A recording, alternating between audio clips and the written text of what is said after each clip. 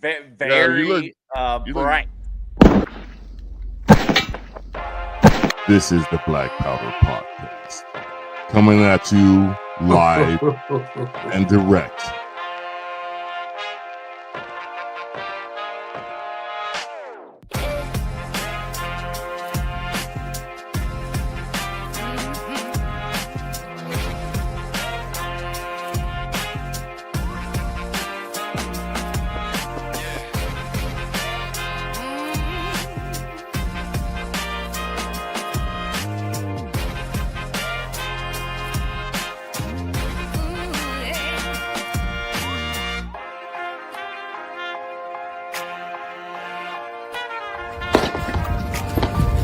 Your salty tears season my life. It's the Black Powder Podcast.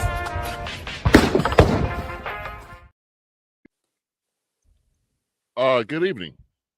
This is the Black Powder Podcast. I am your host with the most, Marcus. Melanin. I guess you could say that. That was a good one. That was a good one. I wasn't expecting him to be so snappy this early in the podcast, but here we go. I'm Marcus Matthews, the only real libertarian, as usual, joined by Eric Parker, Bold Liberty. Eric, how you doing, my good man? Doing good. All right, nice delay there. Yeah. You know, All right. I got I'm here. things going on here. I got nothing else going on, so I got like 3 tabs open because I was trying to make sure. For those that don't know, the Black Powder Podcast Facebook page got zucked. Yeah. But we What are happened? live streaming from Eric Parker Bold Liberty. So if you're seeing this and you don't follow me on Facebook, well, you suck. and that's you. Yeah, go follow me there if that's where you choose to watch this, or if not. But it's live streamed. We already shared it there, and I say take that, Zuck. Oh, by the way, that's Tub also with us tonight. Not Zuck. So what happened to the page? So I posted this thing about those tariff checks, and I asked people satirically to provide their mother's maiden name and their current address. Oh yeah, yeah, that one. And they beat me. Scam or something. They said it was a fraud and a scam. I was like, dude, I get no those more than the actual checks. First of all, I just saw a thing that they make $4 to $6 billion a year on scam ads that run on all of their platforms. Secondly, every other week I get Facebook admin assistant sending me DMs saying that I violated the terms of their community standards and I need to click on this link. And I do a satirical joke, and right now it says we can't go live for 30 days.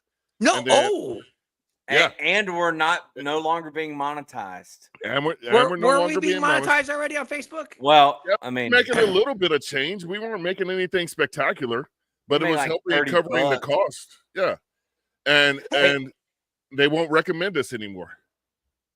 Were they really recommending us at all? Like for real? I have no idea, but I do know this. About 3 months ago, we were getting 2 to 4 million impressions or whatever it is. It dipped down to like 500,000 real quick. Last month we were back up to about 1 million, but they have been deplatforming us, and that's why I'm going to ask everybody that has a couple bucks in their pocket to help support this enterprise. We have some cool shirts for sale. I'm wearing one of them right now that says I'm the only real libertarian, and there's some other stuff. You I can't thought we buy were talking that about our one, cool though. shirts. I didn't know you meant like specific T-shirts, like merch. I was Yeah, like, we're doing a little bit of merch now. I'll sell you my shirt, please. Look, I will The sell shirt this off my shirt back. for a donation. I will sell this shirt on my back. No. And Hey, you I want would to bring throw in the Lars out matching while we shoes, goof off? but We might want to. Can we give him a proper intro? Hey, Lars. we don't even, dude. We don't even need to Hey, give him everyone. one. They know who he is. He's on here like Everyone, every this is fourth Lars. week. All right, Like, well, here, be he's- quiet now. He's actually the 4th member of the cast, so I don't even know. Oh, now nobody's gonna say anything. Nothing. Hey, Lars. It's dead air. It's dead air. Well, I just wanted to give him a proper introduction because Lars is bringing his grand wisdom to the show this evening to tell us what he thought about the 2025 election in a recap sense. It's rigged. There we go. Thank you. Thank you, America. We can end it right there. But if you guys don't know who Lars is, he was a 2024 LP presidential candidate, one of the best out there, one of the best libertarians out there, because he's Tub. No, go ahead. I just want to make sure I get a chance to get in on this before you move on too far. Okay. And he has still been out there pushing to unrig the system and get libertarians on the ballot. So he's doing very important work. So his opinion on the elections and all of that stuff truly matters, because he's going to bring us some thoughtful insight on what he has been doing and stuff like that. Tub, go ahead. So real quick, I believe I've asked you this in the past. I think you answered it one way, maybe to the negative. I want to try it one more time. Are you considering running again? Oh, so I'm pretty sure I'm going to run as a paper candidate for District 19 in California, congressional district. Nice. Yes. Okay, I was talking about just libertarian stuff. Nice. Yeah, no, I one of the big things I believe is that we should have as many libertarian candidates on as many ballots as we can. That's one of the ways that we change the narrative. Like we're not going to change anything if there's nobody running. Like that. Yeah. And I've said all along that to me, the Libertarian Party is about running candidates and winning elections. That's the purpose of the Libertarian Party. And so to that end, if there's no candidates running, then what are we doing, right? And so I'm a huge fan of people running, even if it's just a paper campaign, even if it's just filing your name and getting your name on the ballot. I think that's a huge step forward that we need to be doing a lot more of. And people say, oh, it doesn't matter. And it does, because the more people see it. Imagine if you went on your ballot and every line, everything that you could vote for had a libertarian as a choice. People would be like, I never seen this before. What? Who are all these people? Right?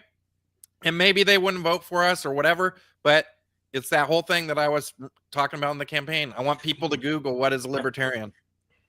So out there in California, I guess we got our direction for the night. So out there in California, is it more beneficial to run as a libertarian versus running as a Republican? The thing, depends where you. I don't think it matters that much. No, for me, we just got redistricted. Yeah, for me. Oh yeah, that's right too. The Republicans are going to lose just as much as the Libertarians are going to lose, and so why would I want to lose as a Republican? First of all, I'm not a Republican. I'm not a Democrat. I've never been a Republican or a Democrat, and so there's no reason for me to jump over and do that. I guess you get more support and you get more, you get financial incentive, right? But you do if you're their guy. If you're the establishment choice, you'll get the support. Yeah. Right. Hey, take a look at this. Do you think this is the does this look establishment? That's what I'm saying. Like, oh, if you're a grassroots libertarian leaning, they're going to try and push you out of the party. So, because here locally for my city council district, so they always run Democrats. Republicans don't even run. Yeah. And so I've had conversations with the Republicans here, and in all reality, it might be better off for me to run as a libertarian than the Republican. You know what I'm saying? Because sometimes people say, well, just jump out and just get in office and you're fine. Yeah. But in all reality, they don't like the Republicans anyway in my district. Yeah. So I probably serve better off to stay as libertarian as I should be and run it that way.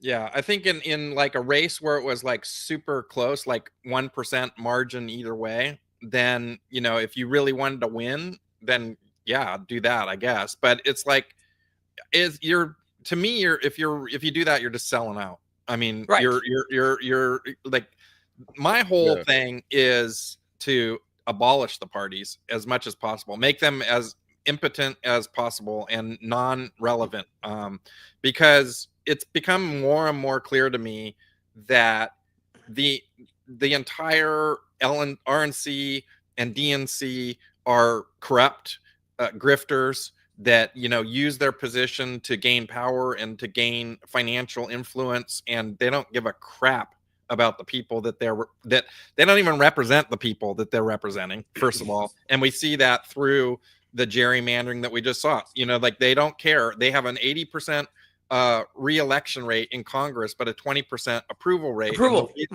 And the reason that is because the thing is so rigged that they literally, you know, can't lose, right? They won't get primaried, and they're in there for good. And that's just like, as long as they keep voting, you know, the party line, they basically have a straight shot in that. And you know, it's tragic, really. And so that's what I'm working on in my nonprofit, Voting Rights Foundation.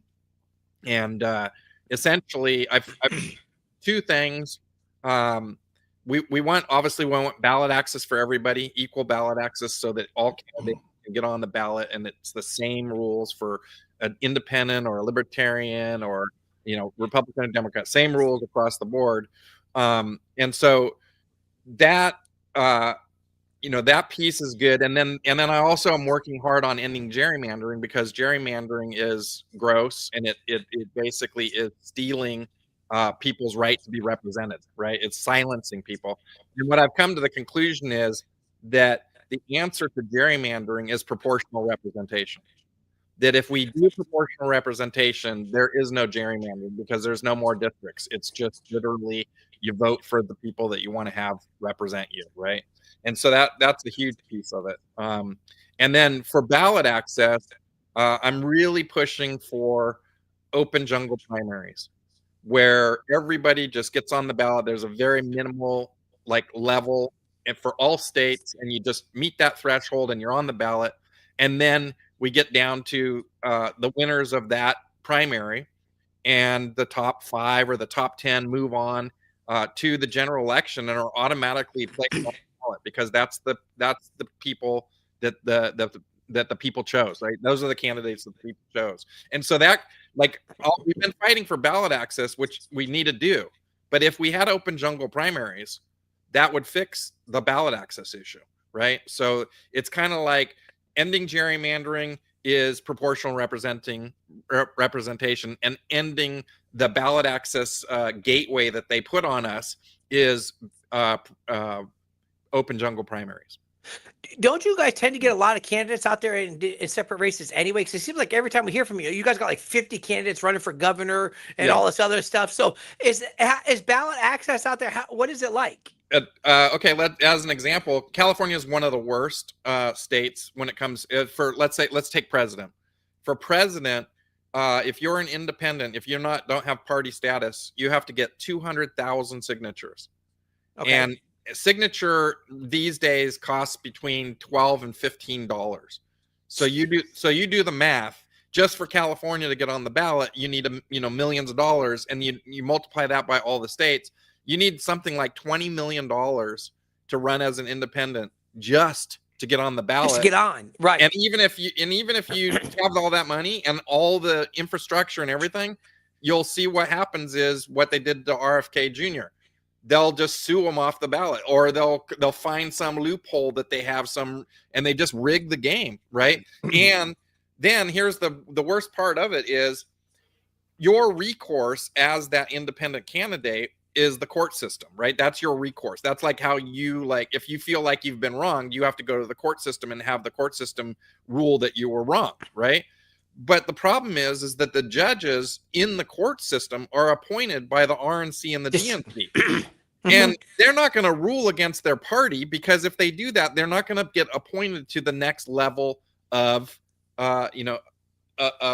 judgeship, right? And so the whole thing is completely rigged, and just it's a scam, really. And so I don't think we're going to have any meaningful change in America or American politics until we basically fix this issue.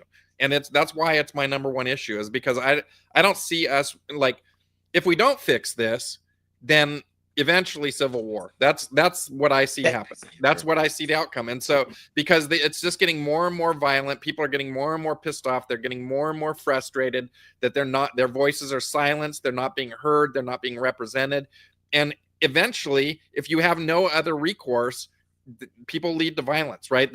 You see it coming, and we're seeing it more and more. So my whole Voting Rights Foundation is to essentially level the playing field, create a free market in American politics so that we can avoid the violence that is the ultimate outcome of them continuing to rig the elections. All right, so I got three things real quick.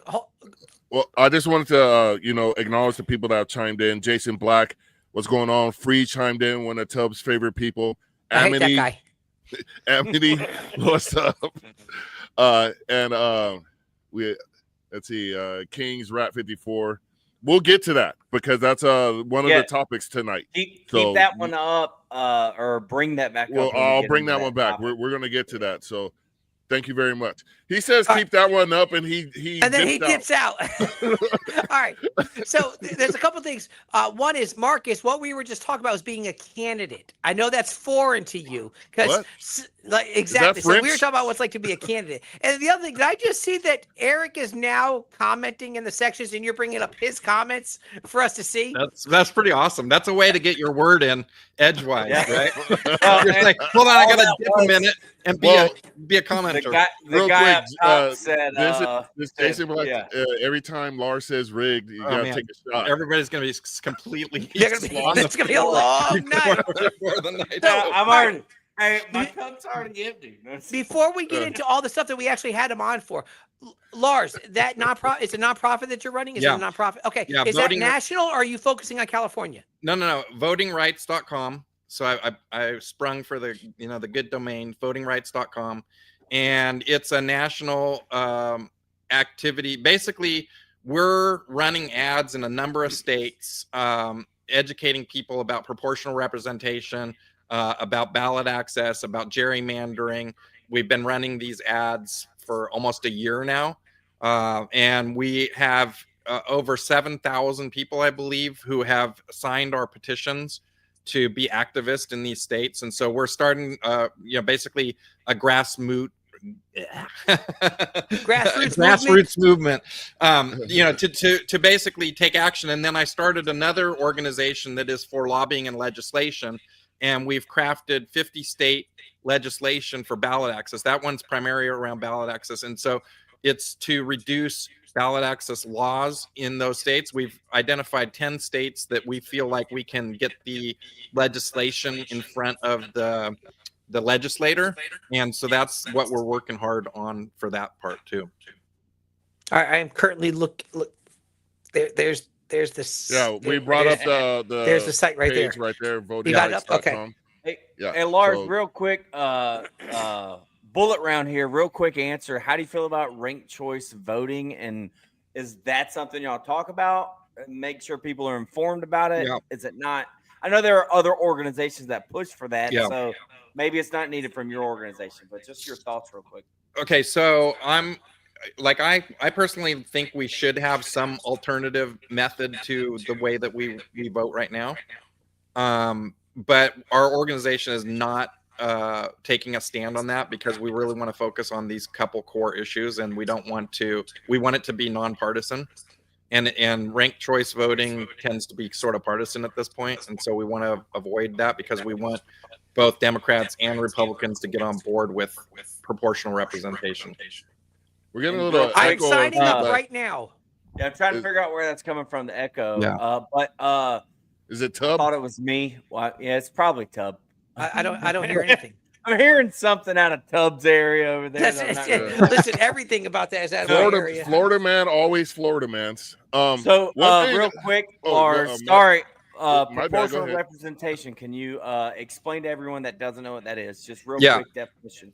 Sure. So essentially, if you're a Democrat and you get 40% of the vote, you get 40. And let's say you have 10 seats that you're running. Okay. And the Democrats get 40% of the vote, they get 4 seats. The Republicans, they get 40% of the vote, they get 4 seats. And the independent and the third party, they each get 1 vote, and so they each get a seat. Right? Who is that? Tub, do you have 2 devices going at the same time? Tub. I think it's he's frozen now. Yep, yeah. I'm guessing it was Tub. No. I'm just sitting here. Listen, it might be you. You're the one in the garage. You're not even allowed in the main house. Yeah, but So For the am I. record, both of us are in the garage. Oh, you're on the garage too, Eric? Well, I'm not hearing it when it's me. I'm only anyone. Yeah, I only whenever hear it when it's Lars. Lars. Yeah, I'm currently looking at I'm currently looking at the email that Lars just sent me. Because when you sign up, you get an email. It's going off the rails directly here. from Lars Mapstead. All right, Lars loved me. Back to Lars. Lars, you're a busy man. You're doing a podcast and sending he's doing emails. the show. He's doing all the talking, sending out emails to new people. This guy's amazing. I got my AI bot. So you're saying there's a chance? Yeah. All right. I knew. What are we supposed to be talking about? We're supposed to be talking about all the libertarians that won their elections on November 4th, and also the socialist commie that's won in New York, and the Prop 50 that went down in California. That sort of stuff. Well, I want to get to that socialism part real quick because, and this is still from the last segment, because like you were saying about Civil War and all this stuff, if you want socialism, that's how you get socialism, because people are going to reject the system that you're currently in and think, oh, well, that didn't work. Let's try this. That's been the history of mankind throughout. Yeah. And you're seeing that in New York because they didn't like all these well buttered up candidates from either party over the years that end up in some I don't know why New York City has such massive corruption. I guess it's the water that also makes the pizza great, but every mayor there ends up being a class A1 slime ball throughout the course of their tenure as mayor, and Eric Adams was no different. So look what they got now. When you get a slime ball, you're going to get a well-polished slime ball the next go-around until he becomes slimy. And you and I know that because we've had Gavin Newsom in here for a number of years. Slicky. Yeah. Because his hair is slick back. That's it. You guys have tried to recall it. Was it twice now? You guys and it doesn't work. California is stupid. Know why it was stupid the last time? Because they successfully recalled Gray Davis. And you know why? Because they ran quality candidates on the other side. And that how Schwarzenegger got in? Yes, yeah. He had the name recognition.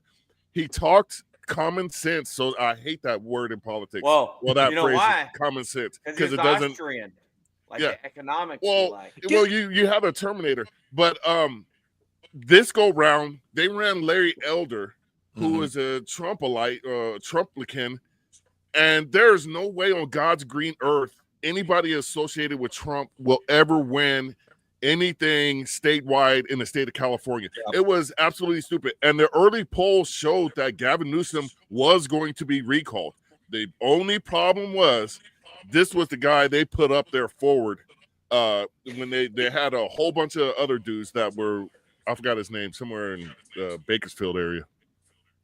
So, do you think there would be... No, not him. It was a state if rep. They did the recall vote like one day, and then they did. Okay, who's the candidates after? No, because it costs so much money. So just to hold this special election that we just had, which is a recall election, is generally a special election. It costs $250 million for the state of California to hold this election for one proposition. That's amazing. That's amazing. And our streets are just jacked the hell up. So my roads are so bad. That's what the money's for. Oh, my roads, it's got potholes in them and stuff.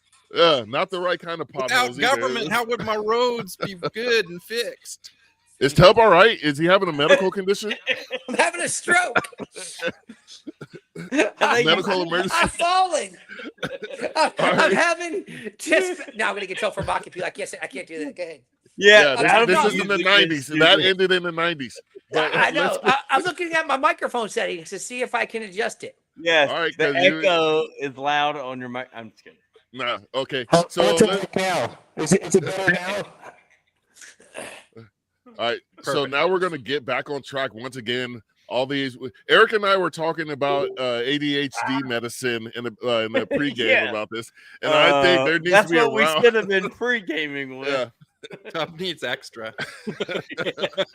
So, back to this libertarian podcast. So, King Rat 54 brought up a great point. The Libertarian Party had 55 candidates in the November 4th elections. 27 of them won for a winning percentage of 49%. What do y'all think? Dude, that's awesome. I think but we need a lot more, right? And the other thing is that it's if you look at it, it's specific states run lots of candidates. So there's a few, and part of that often is that some states have a lot more kind of positions available. So like you'll see like Pennsylvania, yeah, they have tons, but they have all these different positions in each township, and so it becomes quite easy to run. And it's, you know, some states are a lot harder. So as an example, in California, if I'm running for Congress in District 19, I'll get on the primary by paying some money and getting my signatures or whatever. But because we have top two, my name won't actually be on the general election, because it'll be either two Democrats or it'll be the Republican and the Democrats. So even though we have open jungle primaries, because we have top two, it just defeats the whole purpose, right? It just is like and oftentimes it is because they've also done this thing where they started doing nonpartisan, so they don't put who it is on the ticket, but you're literally voting for two Democrats. You don't have any other choice. You have crap Democrat A or crap Democrat B, and that's it in California. So, but like I said earlier, I want us to be running as many candidates across the country, even if it's literally just filing the paperwork and getting your name on the ballot. I think that's critical for the way that we look, for looking good. Is that we need to be running tons and tons of candidates. People aren't going to take the Libertarian Party seriously until there's people running for every single office across the land as libertarians, right? That's like, I think, a critical piece. And yeah, we're not gonna win any of the major ones to start, but these little ones add up, right? If these people in these city councils and auditor positions, if they do a good job and people like what they see, then they're going to be more likely to vote for a libertarian, the next time around, the next time that they see the word libertarian. And there was a city in California that voted in one libertarian, and they liked it so much that at a certain point, the city council had 3 or 4 elected libertarians on the city council, right? Oh yeah, that was pretty cool. Yeah. I just want to mention first of all, we want to shout out the people that have come on the Only Real Libertarian podcast. Christopher Clark in Michigan, right? Yep. Yeah.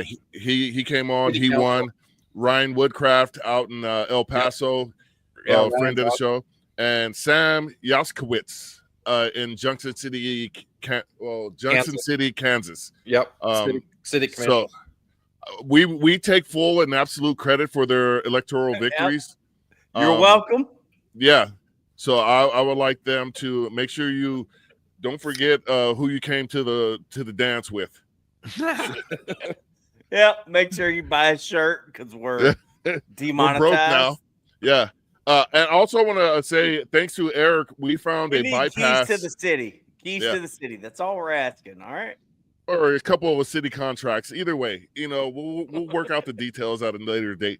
But I want to shout out Eric also for thinking of a workaround. We're actually live on Facebook because we're sharing from his page, so Zuck can Zuck it. Yeah. Oh man, I've kind of given up on Facebook. It's just it's so draconian all the time, and they're just so shadow ban everybody. It's not worth like the effort, and it's like I just given up on it. It's just so painful. Yeah, they pick Free and always choose winners. picks on me. Yeah. Free says I'm the only guy still on Facebook. Like the funny thing is, like, I'll post something important and it gets 0 reach, and then I'll post some stupid crappy meme and it'll be like 300,000 people saw your crappy meme, and I'm like, yeah, but I was talking about gerrymandering and how screwed it was and what we should do to fix it, and it got 3 reach. Yeah, and that's interesting because I do believe in the entertainment, because Benjamin Franklin said if you can make a person laugh, you'll get their attention. Yeah, and that's what we do. We post a lot of memes. They're funny. They'll get a hell of a lot of traction, and then I'll be like, hey, these people are screwing you over. And like 4 people are like, you're right. You're right. And then empirical evidence you're getting screwed over and nobody. Exactly. do a yuck about a dog riding a bicycle, and grandmas all over the world are sharing it. So it's. Sorry, not trying to cut you go off. ahead. No. I was gonna say, and this is kind of getting off the rails, and I don't want to speak for the party without any of us being on the executive committee. But recently, I think yesterday, maybe today, LP mentioned the parity project, I think, and it's like in 10 years, their goal is for the Libertarian Party to be as competitive as the Republican and Democrat Party. And it's like, why didn't they set that project, start that 50 years ago? Well, I think it's not that every LNC has had that as their priority, because that's clearly not the case, right? But I think every time we've had an LNC that was focused on winning elections, running candidates and winning elections, I mean, that's the goal, right? But the reality of it is how are you going to have parity if the rules aren't the same? If the rules don't have parity, how are you going to get parity, right? And so it comes back to this thing that I'm working on, is like, you're not going to win elections if you can't even get on the freaking ballot, right? You're not going to win election. Like how are you going to ever become Congress in California if because of top 2, you're never allowed to be on the general election ballot? You're just completely shut off from that, right? So unless you run as a Republican or Democrat, you're not going to get on the ballot. That's insane, right? And right. You look across the land at all the crazy ass things that people that these parties do, gerrymandering, winner take all laws, straight ticket voting. I mean, there's just so many ways that they rig the game.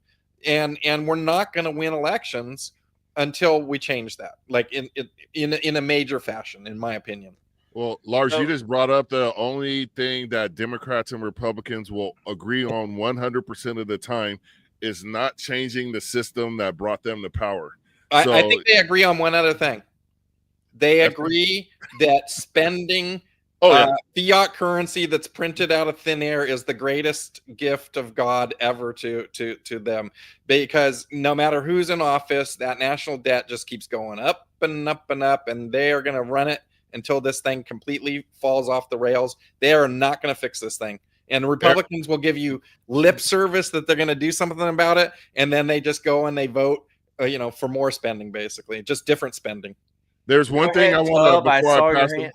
Tub, hold on real quick. But did you guys read about how the Senate put in a little thing where those 6 GOP senators that were investigated were demanding $1 million+ apiece?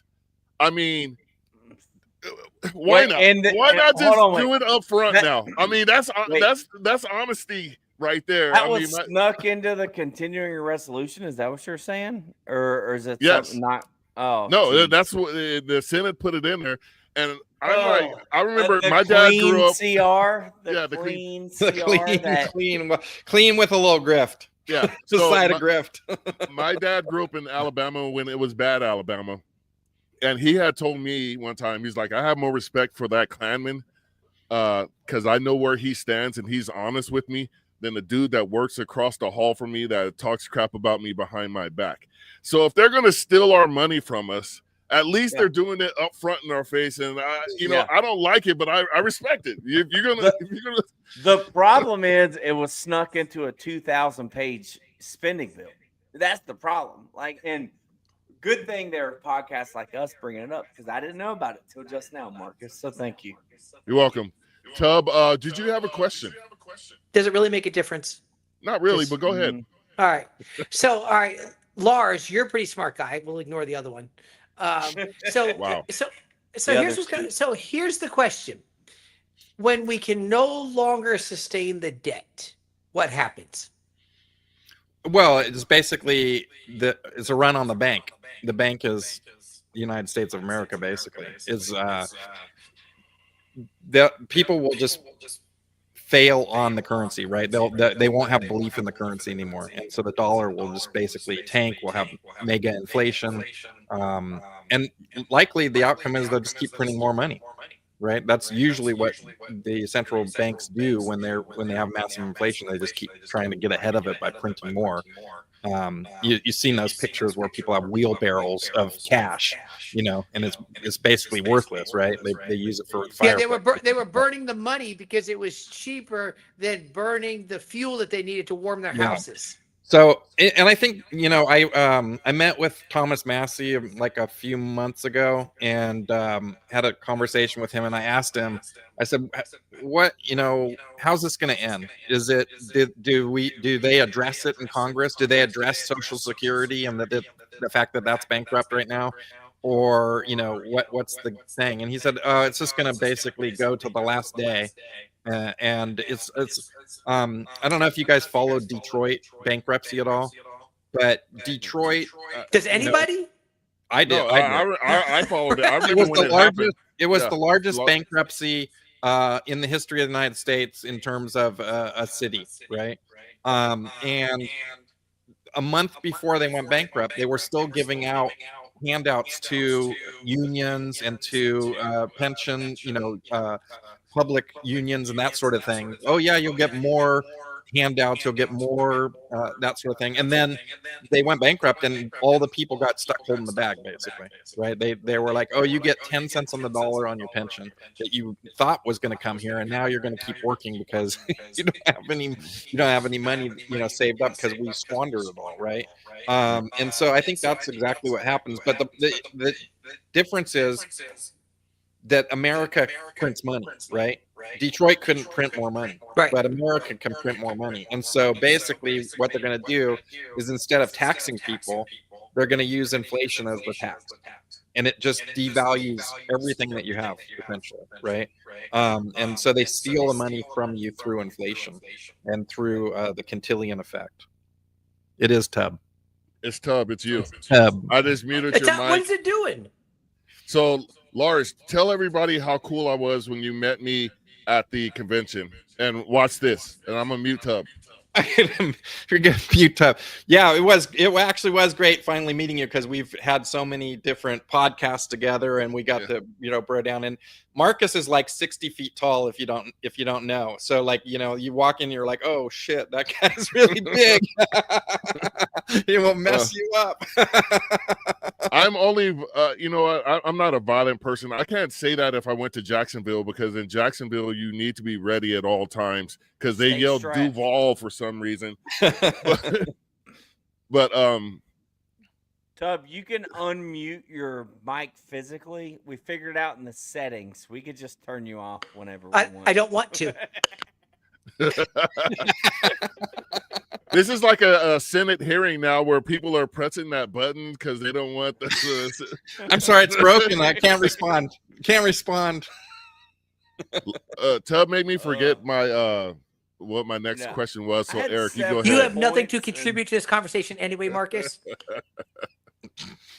So I had a point I wanted to kind of make. It's totally unrelated to inflation and everything and the state of the country, but if our goal is to influence the direction of our government in our country, and I guess I don't want to say society, because I don't want society to have that much of an impact on how I live my life. Amen. You know what I mean? Like, so amen. Why should my role be to influence society? I think that's an individual's choice on what society. Now, but the government gets in the way of the way you want to live your life. So I don't know the right path to go. Do we influence society? Is government just a manifestation of what society wants? I digress. That was just a thought I've had lately. But like, how do we? All right. So, for example, how do we make the Libertarian Party able to win these elections, able to influence policy and lower government spending? Yep. And audit / end the Fed, whenever realistically right now in Congress in DC, it's not just in DC. If you went down to your local city council meeting, and I'm asking all of you to do this, just go to a few city council meetings and just listen to how much money your money that they are giving away to special interests. You know what I mean? Like, Yeah. How do we as the Libertarian Party get in the middle of that and get in the way of that and influence government and politics to limit government? And I think we have a lot better chance of being effectual at the local level, for sure, right? For sure. But I think that we need to run national candidates in order to kind of get the donations, right? Because people get excited about big ticket races, and they're not going to donate money to small ticket races, but they will donate money if they like the candidate and they feel like they really want to back that candidate. They'll give money to that candidate, right? And so we're not winning any elections without money, right? That's the bottom line. And I said that during my campaign a lot, and it kind of fell on a lot of deaf ears. But in the end, what the feedback from what the feedback from the campaign was that there wasn't any money. We didn't have enough money to go to these places and do the things that we wanted to do, and so it really all comes down to money. And you really need to have good quality candidates if you're going to get money. Like, basically, it goes back to that thing where Marcus was talking about the California race, right? Is like, if you have an Arnold Schwarzenegger, you're going to win and you're going to get a lot of money. If you have nobody, right? So how does the Libertarian Party attract high level candidates, right? How do we attract the big dollars? And it's a lot of little pieces put together. I know that the party right now is working on a program to essentially get, thousands or hundreds of thousands of $10 a month donors, right? And because it's like, you think about it, it's like, if it costs $20 million to get on the ballot for an independent candidate, right? You can't run a presidential campaign without like at least $10 million, like a legitimate campaign. Yeah. Right.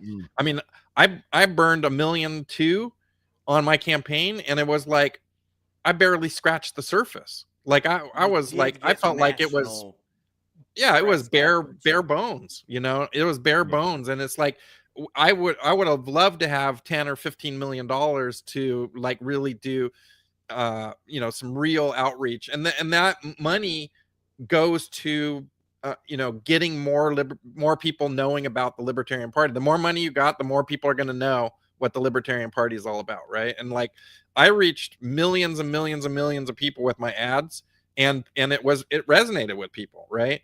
And so we need to be able to do that. But I go back to this whole thing of it. None of that matters. None of it matters if we can't get on the ballot. If the playing field isn't equal, like we're just like beating our head against the wall. And every cycle, the Libertarian Party, you'll hear it, if you're watching what's actually going on, they'll talk about how they need to give money to this state or that state to get ballot access, right? They're like, oh, Tennessee needs $10,000, Maine needs $10,000, Kentucky needs $10,000, right? And so then they try to pull that out of their budget if they have it, and try to get the ballot access, because if you don't have that, you're not running candidates, right? Like that's the bottom line. And so some states are so bad that there's, like, you say, hey, are you guys going to run candidates? Like, I remember I went to 36 states and talked to all these different state chairs and all the people there. And I was surprised at how many of them said, Lars, we're not running candidates, not because we don't want to run candidates, but because it's basically impossible for us to run candidates. And I'm like, what? What do you mean it's impossible? What do you mean you can't? You're the third largest party in America, and you can't run a candidate in your state? What even is that, right? Yeah. And it's like that kind of thing, just like, it really opened my eyes to how rigged the system was and why we have to focus on this issue, right? We need to get a lot of donors in. We need to run a lot of candidates. The more candidates we run, the more money that the party will get, because there's a knock-on effect, right? It's like, oh, I'll give some money to the candidate, but I'll also give $50 to the Libertarian Party, right? And that's why you see in the numbers for if you look over the last 20 years or last 30 years, every presidential election cycle, there's a huge bump in the amount of revenue that the Libertarian Party takes in. And if they have a really good candidate, that bump is really big, right? And so it just tells me that like one of the things that you should, if you're looking at Libertarian Party sort of as a business, you should be trying to get as best candidate you could possibly get on the ballot for the presidential ticket, because that's going to bring you money. All right. We have a question for Lars here. Although the power of the Libertarian Party lies in its state parties, has the Libertarian National Committee regained civility and organization? Wow. I don't know. Have you watched any of the LNC meetings in the last 6 months? I mean, it's I don't know, bro. My hat's off to all those people that are willing to like put their time in and do that thing, because you don't get paid for it. And man, it's just like it's so painful. I have a hard time watching it, let alone that would have to sit there and take that stuff. I would resign like 30 seconds after I got elected. It's like so bad. It's totally dysfunctional. You have all these different people that have, I don't know. I've floated a few ideas of, what could we do to like make the Libertarian Party, function better. One of the things that I have proposed out there is sort of a, when you have a company, you have a board of directors, and then you also have the executive committee that actually does the stuff, right? You have the president of the company and the CEO and all those kind of guys.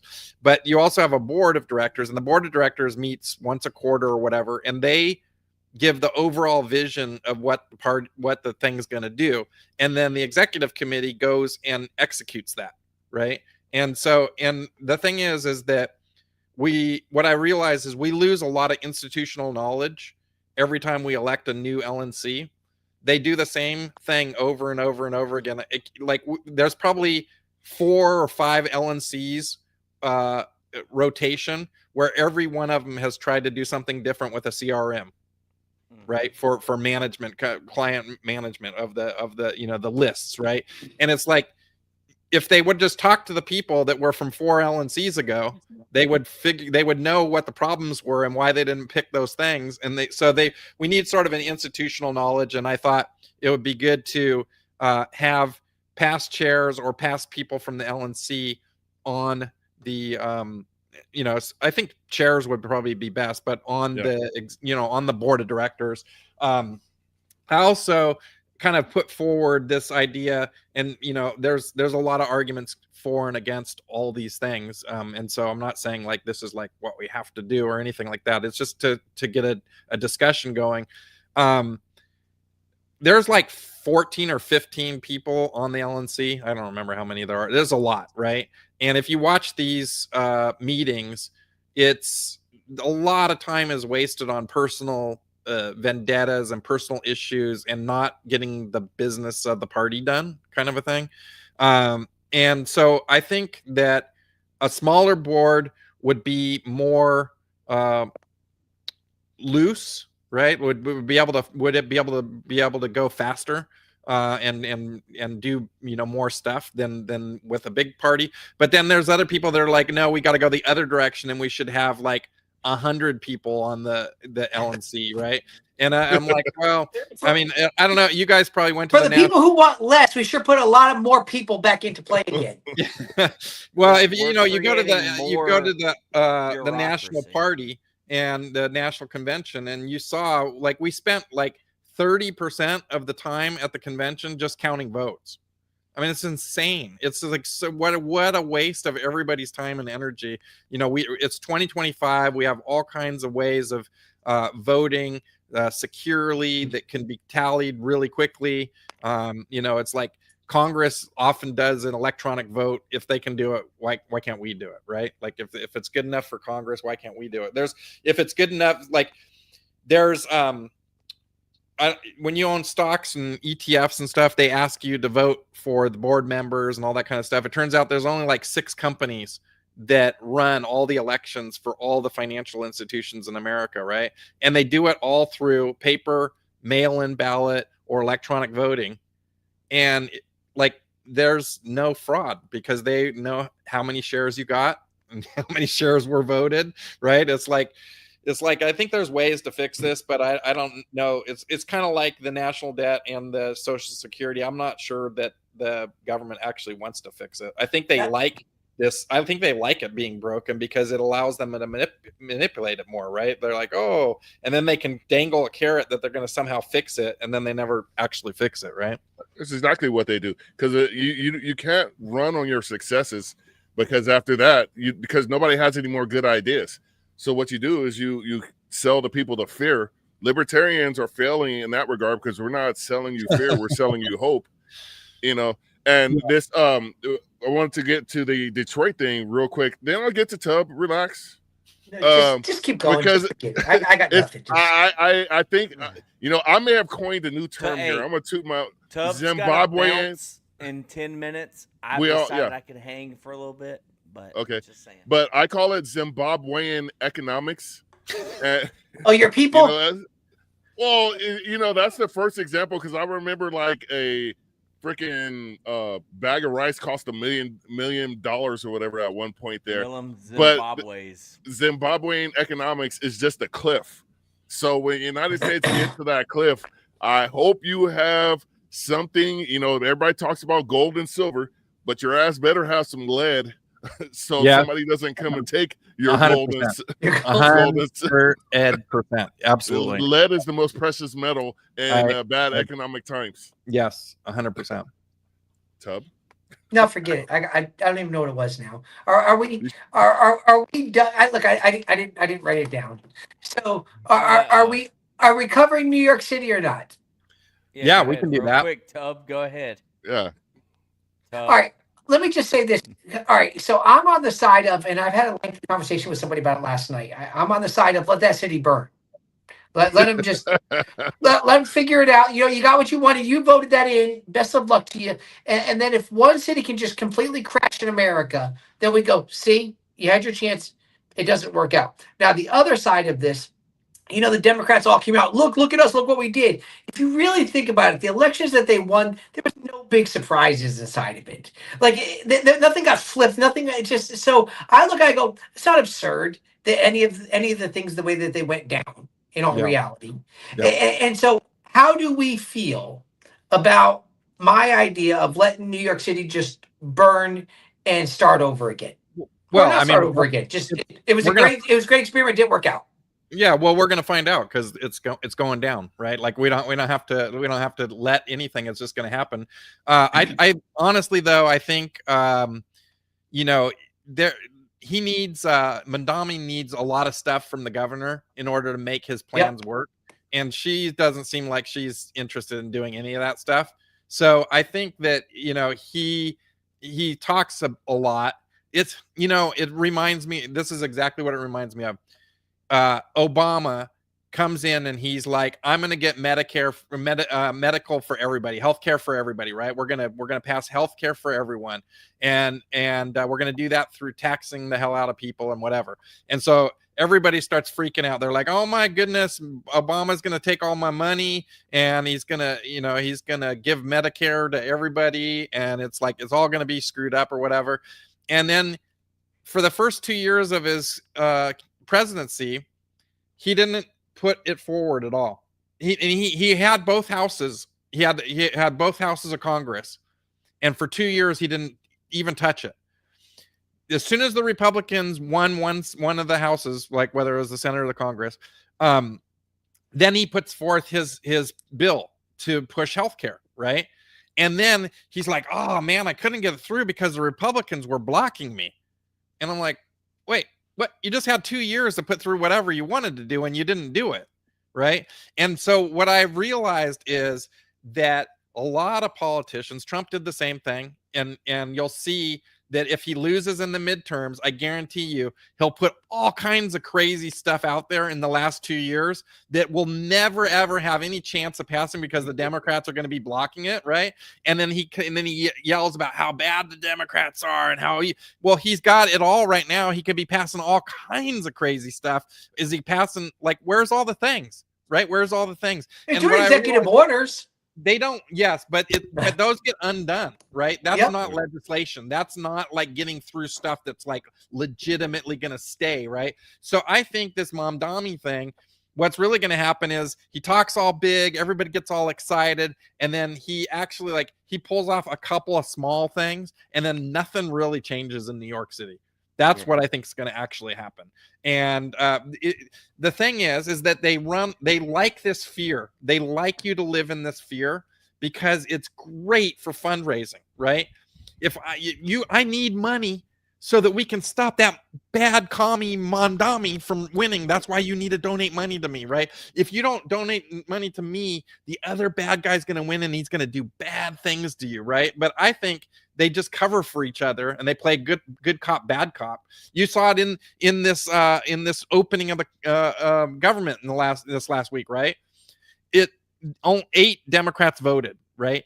Though it was very planned and controlled which 8 Democrats were going to take the hit, right? There was other Democrats that wanted to vote on it, but if they voted on it, it would look bad. So that their leadership told them, don't vote on it. These are the 8 people are going to vote. Everybody else vote no, hold the line. Everybody plays the game. And if you talk to somebody like Massey or you talk to Justin Amash about how the House works, right? And what you're allowed to do as a congressman, nothing. Unless you're the Speaker of the House, the Senate Majority Leader, the Senate Minority Leader, unless you're one of those people or on one of the committees that allows bills to go through, you don't get to do crap. You're a yes man and a no man in Congress. So even if you are a libertarian and you win and you get into Congress and you think, I'm going to do some cool stuff. Yeah, no, that's not how it goes. Basically, what you get to do is be the vote of no. Right? You get to do what Thomas Massey is and say, no, we're not doing that. No, I'm voting against that. Or Manchin or Sinema or the people that were, voting against it. Or even Marjorie Taylor Greene. Who would have thought, she's the check right now, right? Didn't see that one coming. I did not see that one coming. But so, they never really get through the stuff that they want, that they say they're going to get through. And mostly I think they just like the status quo and they don't like to solve problems, right? They do not like, because if the problem goes away, then you can no longer fundraise on it. Right. So they don't really want to solve any problems.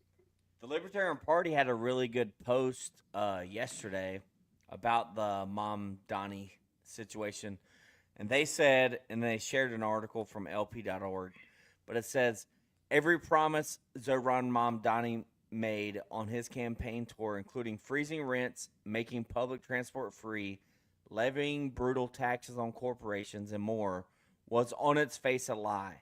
Yeah. The mayor does not have the power to implement a single one of them. Yeah. Meaning it's reliant on the city council and help from the governorship and governor to get any of that accomplished. Yeah, so, and so it's just talk, right? It's just talk, but people love it, and the majority of Americans, honestly, they have no idea of how any of this works, and people are struggling out there. It doesn't, Republican, Democrat, whatever, it doesn't really matter. People are like going to the store and they're like, a steak is $46. What are you talking about right now? Yeah. Like, I want to get a steak and it's $46. Like, people are struggling with money, and it's harder and harder to make everything work. The government is squeezing us like incredibly hard, not only in taxation, but all the inflation that we've had for the last 6 or 7 or 8 years or whatever it's been. That is the thing that has been leveling people and causing wealth crisis in America. Basically, it's basically making everything unaffordable. It's making it really challenging. Like the kids, if you talk to 20-year-olds and 25-year-olds right now, they're bummed out. They have no like hope for the future. They're not like, oh, I'm excited to go do this thing. I mean, yeah, there's a few, but in general, they're just like, the world's screwed. I hate everybody. I'm still living with mom and dad. I don't see any way out for me. I don't see any future for me, right? And it's like, so when they hear like, I'm going to make rent cheap for you, I'm going to give you free stuff, and you're going to be able to have a better life, they're like, sign me up, baby, sign me up. Like I said, that's how you get socialism. Also, New York can do what it wants. New York could do it at once because my son graduated. He was on Staten Island. Now he's back out here. He's one of the 22-year-old that's looking around like, what the hell's going on? And like I said, when you present them with an alternative like Mamdani did, and typically I was thinking about this today, typically younger people are more liberal in their youth because they have this wide-eyed optimism about the world. And then when the world starts pooping on them for Tub, they become a tad bit more conservative and they look at things from a completely different lens. And what we saw in this last election cycle, that got flipped on its head where young people were becoming more conservative, but now they're seeing, 50-year mortgages and all the rest of this crap where, like you said, a steak is ridiculous. You can't even go have a steak out with your homeboys. We used to do that, go throw some steaks on the grill, pound some beers, watch a game. And you're going to the grocery store and I'm like, dude, I can't afford this. Yeah. That's when you get people switching teams again.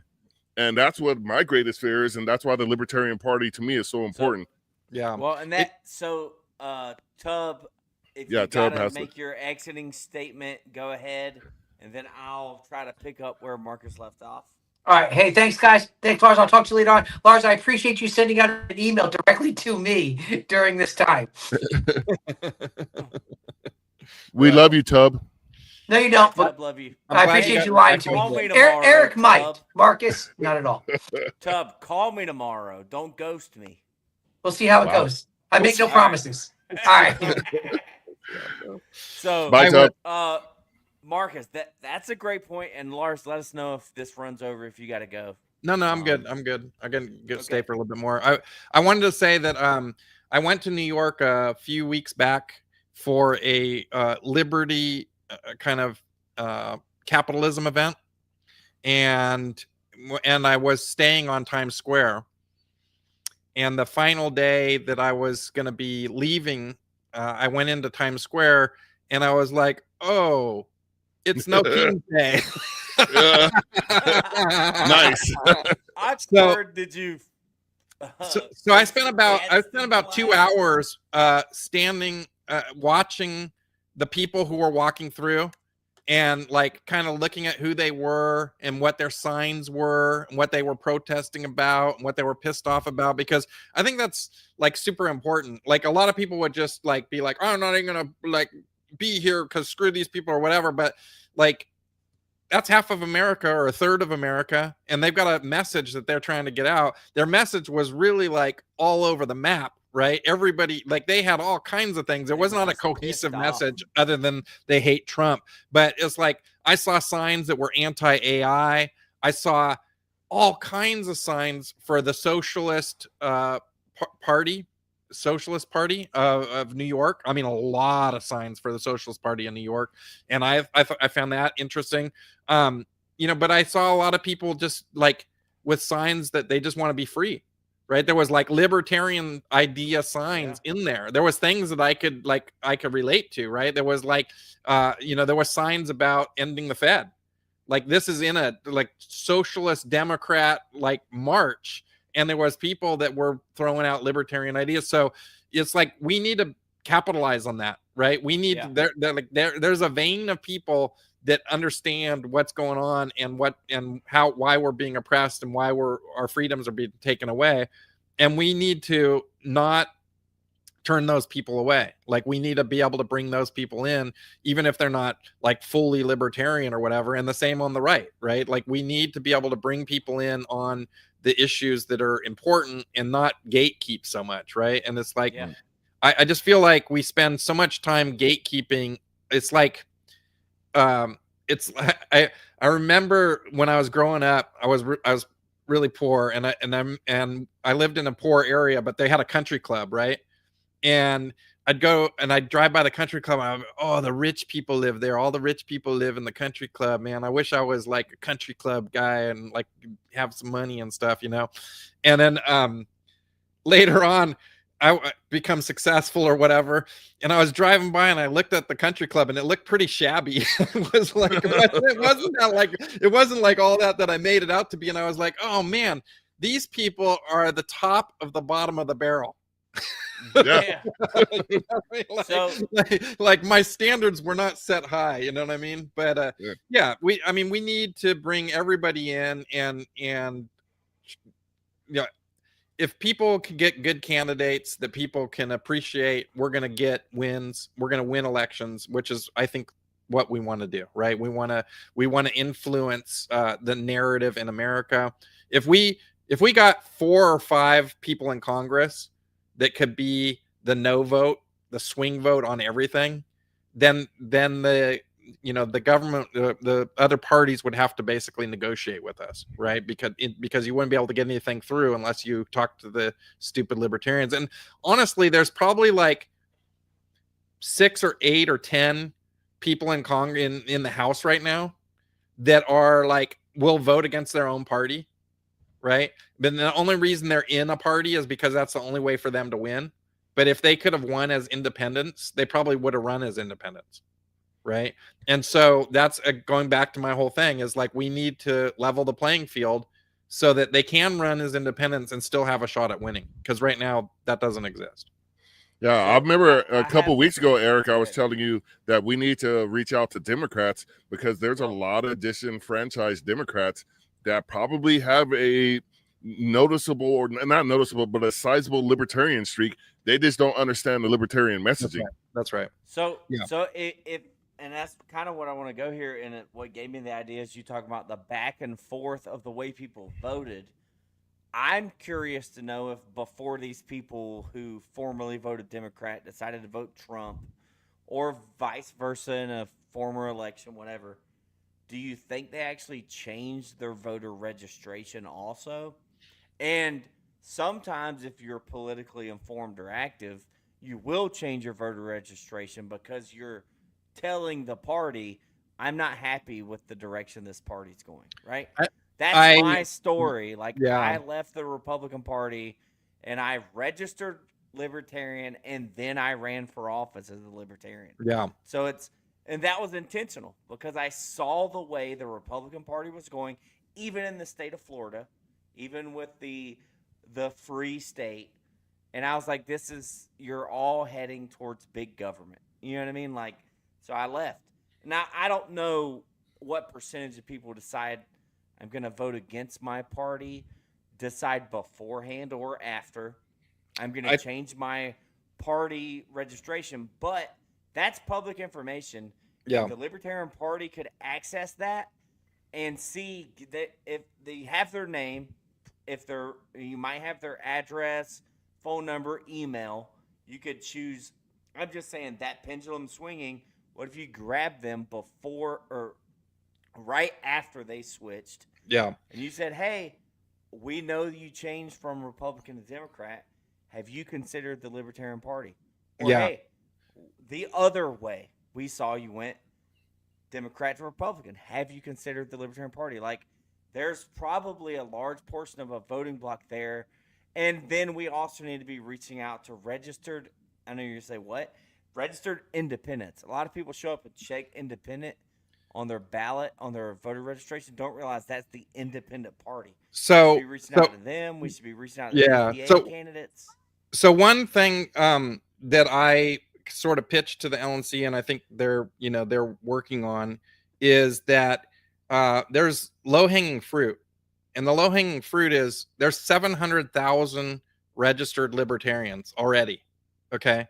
And there's only like 15,000 or 20,000 members in the libertarian dues-paying members in the Libertarian Party, right? Yeah. So the low-hanging fruit is just contact the 700,000 people that already identify as libertarian, get them all to be libertarian dues-paying members, and after that, we can go work on the Democrats and the independents and whatever. But there's like literally this low-hanging fruit of 700,000 people that they should all be active members, and that was sort of the plan that I put forth, which was get those 700,000 people to give us $10 a month. So get 70,000 of them to give us $10 a month. I'm gonna not just play devil's advocate, but I'll push back here a little bit. Okay. I'm unwilling to give the Libertarian National Party any of my money until they show. And don't get me wrong, I'm happy about the leadership under Stephen Nikela and Paul Darr. But you just said basically the rest of the executive committee is like herding cats. Yeah. So why would I give them $10 a month? What I want to see results. Yeah. And then I'm willing to give. That's that. the core problem of the Libertarian Party right there. Well, the results. Yeah. I looked at 49% success rate is right. That's what we won. The candidates we ran in this cycle. That's take out good. Pennsylvania. That's good. I'm just saying. No, I'm just saying like that's good, but I want to see more before I'm willing to give. Yeah, and I think there's a lot of people like that, but again, I'll go back to if you get a good candidate, that's what will raise money. That's sort of what you're saying is like I need to see somebody exciting, right? If you saw somebody super exciting was running as a libertarian, then I bet you'd give some money to the Libertarian Party. Yeah, you give some money. Right. You might join the party. You might get active. You might get involved. Become a activist. Recruiting high-end candidates is key, in my opinion. There's only two right now, and I'm not excluding Lars because you're a high-end candidate in my book. But the only two, one of them has been on this podcast, Justin Amash, and the other one has to be Thomas Massey, because he won't run as a libertarian. I talked to him and he said, why didn't you run he told me, why don't I run as a Republican? And I was like, well, I don't, that's not really my bag. And he's like, look, I had a debate he said he had a debate. I don't know if it was with John Stossel or some other libertarian. And they debated whether it was better for a libertarian to run as a Republican and get in office or to run as a libertarian, and he said he's hands down that the correct way to go is to run as a Republican and get power, and maybe if you're not a Republican to run as a Democrat, whatever, to get in there, right? And so I mean I get his point, and like I can't really argue with his success, right? He's actually there and we're not, so there's that, right? But that's what happened to Amash. Amash got in there as a Republican, as a hardcore libertarian. He's a very principled libertarian. And when he tried to do libertarian stuff, he was shot down left and right to the point where they primaried him and got him out there because he wasn't towing the line. That's right. Yeah. And it's like, unless you're like Massey, he's kind of in a good position where he's at. But if you're in a state where that's not really the case and you're not like super loved or whatever, then you're going to get primaried and put out. Like, unless you're that's the whole yes man thing, right? Like you have to just toe the line. And it's like, I mean, so here's something. I went to Wyoming recently and I was talking to some state representatives there. And two of the state representatives said something that was like almost shocking to me. And they said, oh, I don't vote how I think I should vote. I vote how my constituents would want me to vote. And I was like, wait, what? Yeah. You represent people? Holy crap.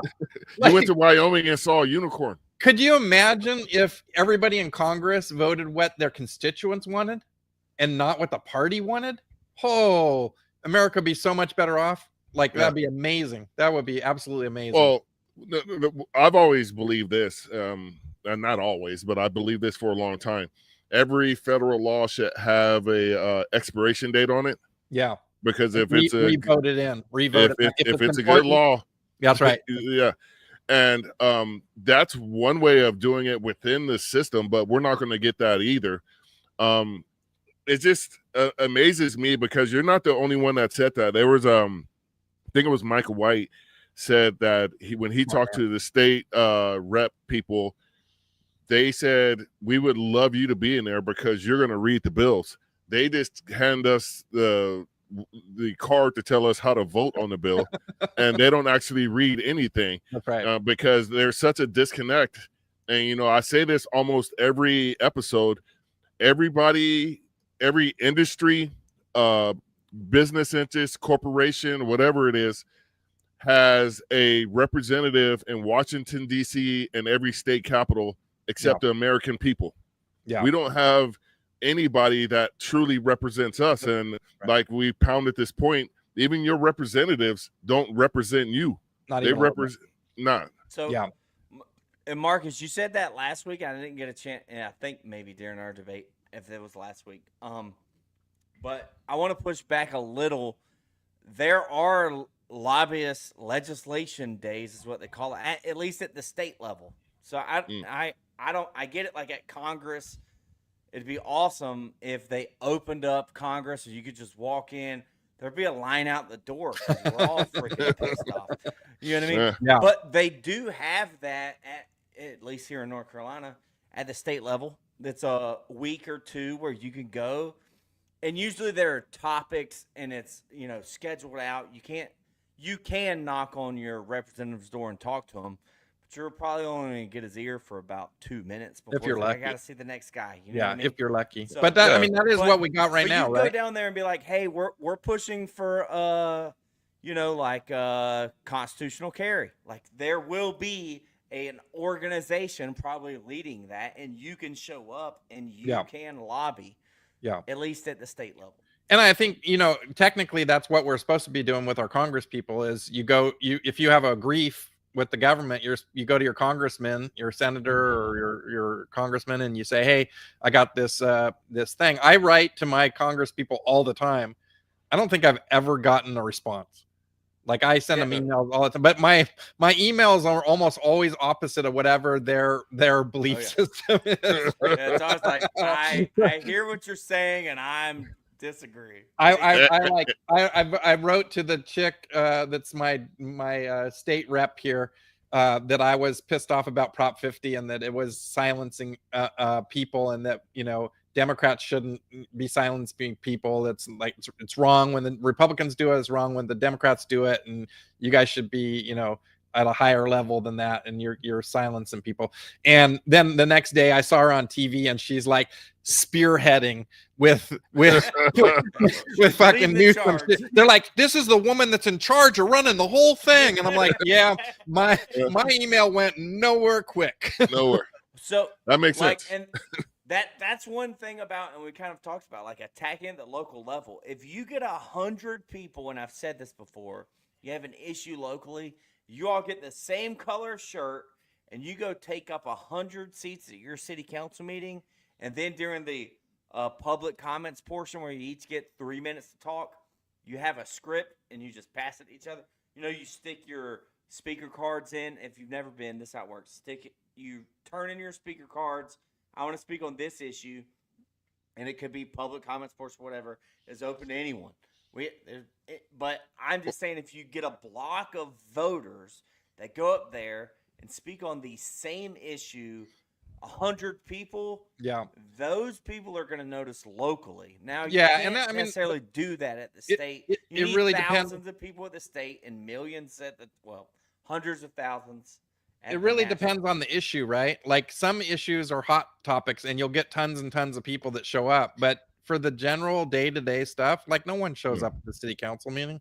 Like, it's only for the culture wars because we saw one because I went and spoke at every city council meeting for a year and a half. It was every other week. And there was a group of people that didn't want a water filtration plant right next to their neighborhood. So it was 100 people in this community. It was a community said, hey, we don't want this. And, like me as a libertarian, I was like, well, I believe in private property rights. If they bought it, they should be able to do whatever they want to do with it. But seeing the way the political machine worked, you saw like 100 people show up with the same color shirt and go up and talk on the same issue. And they're essentially saying, if you let this development happen, we will make sure you're not reelected next time. That's the problem is that doesn't happen enough. No, because Americans are comfortable with the mundane. The only time you're going to see Americans, especially these days, get up in arms, it's the culture war stuff, the stuff that the government shouldn't be involved in the first place. And what concerns Americans, and I'm sounding like a politician, maybe I should run, is what's going on. I told you that. What's going on, Governor, in your refrigerator and pantry? That's what's going on right now. And those are the things that the Americans don't connect their politicians to, because here in California, when you add another 5 cents, whatever it was we had this past July to the gas tax. Guess what that does? How do your groceries get to the grocery store? That's right. How do your clothes get to Kohl's and Target? How does your shampoo get to Walmart on the truck? If they have to pay more, we pay more. They don't see that connect where the government is in the way of your wallet whatsoever. And that's, again, the messaging that the Libertarian Party needs to get better at. Just real quick, if are you smarter than a politician tomorrow? We got Nikela, Dar, and Ford, and that's going to be a hot show. You know, so I just want to shout out to them. But until Americans understand it's the details, the little things that are affecting their wallet that they're just completely overlooking because they want to worry about, you know, somebody telling you there's, and I don't get me wrong, I don't agree with it either, but there's men's and women's sports and stuff like that. If they're constantly pounding that in your head and that's what you're worried about, okay, that's a legitimate concern. We can have a discussion about that. But I'm more concerned when I'm sitting down to watch the talking heads on the dumb box so I could get some insight into what's going on. And I'm carrying, because we got rid of plastic bags in here in California. So now my grocery store already has paper bags, 4 trips to get the groceries in from the car now instead of 1 because there's no handles. When I'm looking at 2 grocery bags and I bullshit you not, and it's $132 and 2 regular grocery bags, I'm like, damn. Yeah, this is what's bothering me right now. I couldn't give a damn about dudes with this dude dingling running down the track right now. Right. When it's too far in between, whatever. Marcus, for me, yeah. I just came up with a great business idea. You should stand outside and sell plastic grocery bags to grocers. Dude, there's such a market. 10 cents. Well, they're 10 cents a piece here, so I don't know if I could. Well, yeah, I'm saying you get I'm saying the real crappy ones they outlawed, and then people walk in and use their own outlawed plastic bags. I'm just saying, like, you could probably get like a big stack of those for $100. Anyways, I digress. Yeah. All right, guys. I think I'm about done. I just, but I think it's kind of to wrap it up a little bit. You know, we need to run more candidates. We need to run better candidates. I think that all the infighting that we've seen over the last 6 or 7 years has made it so that good candidates are like, I'm not getting in the middle of that. Like, they want to see an organization that backs them. Like, I know for sure that there's a couple of good candidates that would run as libertarians, but they're like, until the party shows me that they can support a good candidate, I'm not going to put my hand, you know, because the thing is you lose political capital when you run and lose, right? Yeah. You only have so many times you can run and lose before you're irrelevant, right? And so, you know, we have to show that we can support candidates and that we have a organization to do that. And I don't see the party like really making that their priority, right? And I think that needs to be the priority. Then the priority is that we run candidates and win elections. And when I say run candidates, it means that we have the full Monty of support. We have financial support. We have ballot access for all states, no matter what, right? We get you ballot access in your state. And so that's what the party needs to be doing, in my opinion. And to do that, we need money. And so that's why I like that idea of like getting those 700,000 or some portion of them to give $10 a month. It's kind of easy, low hanging fruit. But the best way to get them to give money is to run good candidates. So it's a little bit of a catch, you know, chicken and the egg kind of a thing. Yeah. But I think, you know, we'll make it at some point, but it's a slow slog for sure. And I think the big breakthrough would be if somebody really big name just stepped onto the plate and said, I'm going to do this thing. And everybody would be like, oh shit. Yeah. You know what I mean? So, but yeah. So anyway, votingrights.com. Yep. We're doing that. Got quite a big team of people, and I'm spending about $100,000 this year on that myself personally, and another 100 grand on lobbying and legislation. So putting my money where my mouth is, but we're always looking for donations. Keep the good folks working over there. And I appreciate you guys having me on, and hopefully the socialists don't completely take over New York City. Well, we truly appreciate you coming on, because I was just thinking, I just had this inspiration right now when we were talking. We're going to be the refounding fathers of the Libertarian Party. Nice. Because this is the time where we need to start. We have to rebuild it, because we went from 4.3 million to 1 million to 700,000 in the last 3 election cycles. It's time to start all over. I'm glad we got new leadership. I like Stephen, Nikayla, and we've had Paul Dar on here. I like him too. But now is the time to build this party once again. And I'm not tooting my own horn or the Eric's horn. I would never toot Eric's horn in the first place. Let me clear that up. Yeah. For the record, Wow. never had, or never will. I didn't know it was going to be that kind of party. But this is one of the avenues and venues that the Libertarian Party needs to focus on in the media. One of the reasons Trump was so successful, he went on every damn podcast there was out there. Well, you have to be invited. It's not that's why we have you on here, because we want to have the greatest of the greatest libertarians on this podcast, so we can start getting this message out. There's demographics we got to hit: the youth population, Black people, Latinos, all of those things.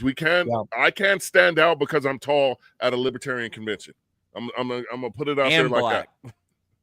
Well, that was the point I was trying to make. I didn't want to emphasize that, but I can't stand out there because this, like I always say, Black people are naturally libertarians. We like weed, we like guns, and we know the government is always fucking shit up. So that's why I think we need to focus on getting more people under the tent, so to speak. Yeah. Eric, did you have any closing statements before we let our guy Lars take off? Lars, thanks for coming on. Thanks for hanging out with us. I always enjoy having a conversation with you, whatever insights you have to offer. And please don't take this as disrespectful, but you were, and I had to look it up, for the Libertarian candidate for president. You were my #1 choice, and you're still a pewter medal winning. Nice. Candidate, right? You got 4, right? I appreciate that. But you were my top choice, and you know that. Yeah. And I appreciate that. I think hindsight, I've said this every time you've been on, hindsight, I got a lot of people admitting, like, Lars was, people that didn't vote for you, or you weren't the #1 choice, said Lars would have been the best choice. So timing is everything. And there was, I was naive in a couple things. I think it would have served me really good to have run for another office before doing the thing that I did. I didn't need to have a lot more, but there was a few things that I didn't quite understand by not running as for Congress or for Senate or something like that. I think I would have been more polished, and I think I would have been able to present my stuff a little bit better. But again, I mean, going just to put a pin in it, this election this last election, in my opinion, was just a referendum on is very much the Republican Party and the Democrat Party fighting inside the Libertarian Party, and I was the third party candidate inside the Libertarian Party. That's basically what I came up with on all that. That's pretty funny. Yeah, Lars, that's great. And a little bit, I would like to see you do a little more than just a paper candidate in this congressional run. Oh man. And what I mean from that is just use it as an opportunity to get invited. You'll get emails. Hey, do you want to come to this? Oh, for sure. And yeah, I'll do all stuff. the speaking engagements and all that stuff. Like you'll really enjoy that, and you're a great spokesperson for liberty. Yeah, so, I'm just not going to go. I'm not going to hire a whole team and do the whole shebang. No. Like I'm not burning another $1 million on that. That's for sure. But no. Yeah, I mean, I get that. I'm sure media will reach out, and I'll do whatever interviews and stuff and try to get, because I like that. To the town halls. Yeah. I like to get the libertarian message out there. You know, I like door knock personally in your No, I'm not doing any door knocking. Nope, that's just not in your happening. neighborhood. Nope, that ain't happening. Eric's all about the door knocking, but I will say this: you should look at your voter registration and go to the Libertarians. Now you're trying to get me to houses. do stuff. I'm not doing anything. Hey, Go we're to the California. Libertarians' houses and be like, "Hey, I'm a Libertarian. I'm running for Congress." There's 3 Libertarians in Santa Cruz. That's it. There you go. That's easy. All That's 3 of them. free Yeah, that's doors. a 30-minute That's all I'm afternoon. asking. Just go to those 3 people's house and be like, "Hey, let's do this thing." All right, guys. All right, thank you, Lars. Everybody, Lars Mapstead. Lars, love you, brother. As we always end the podcast, we tell everybody: live free or die. Or die. Peace.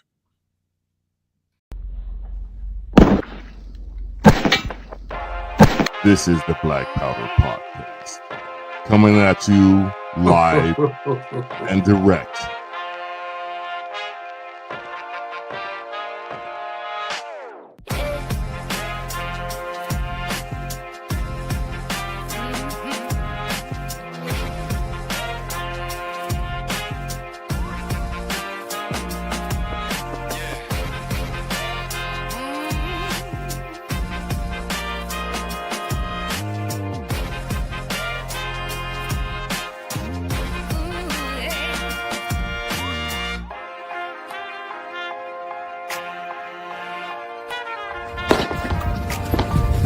Your salty tears season my life.